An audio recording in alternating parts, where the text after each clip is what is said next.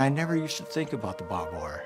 That was the way of life. That's what I'm growing up with. This is our home. This is where we live. As a young child, you just didn't know.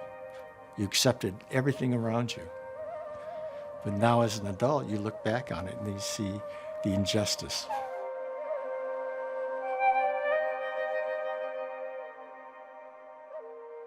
More than 100,000 Japanese Americans, immigrants and their American-born children, were incarcerated in U.S. concentration camps during World War II.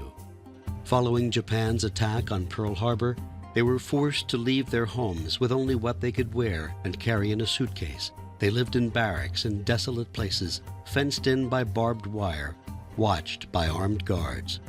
Because men often were sent to camps separate from their wives and children, families were broken.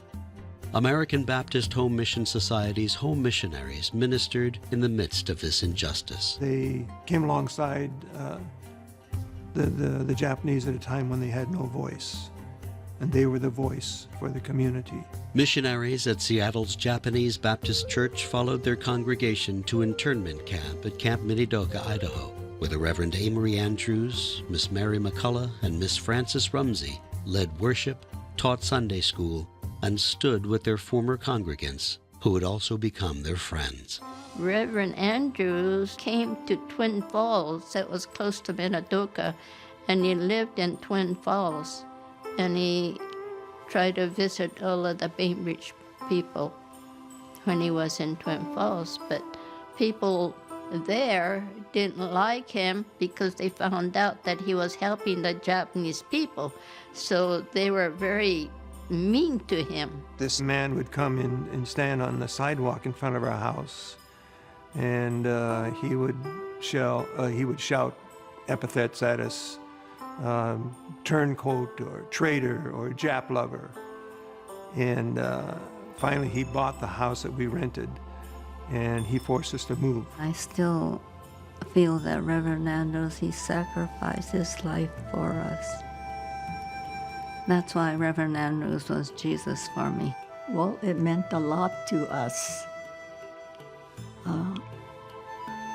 Showed how much they cared for us and loved us. Families and members of Japanese Baptist Church learned about God's love through the American Baptist home missionaries who ministered to them at Minidoka. The missionaries, on the other hand, learned that the world they knew in the church's Seattle neighborhood was not the world they saw turned upside down by war. We had the Japanese, we had the Chinese, we had the Jews, we had the African Americans.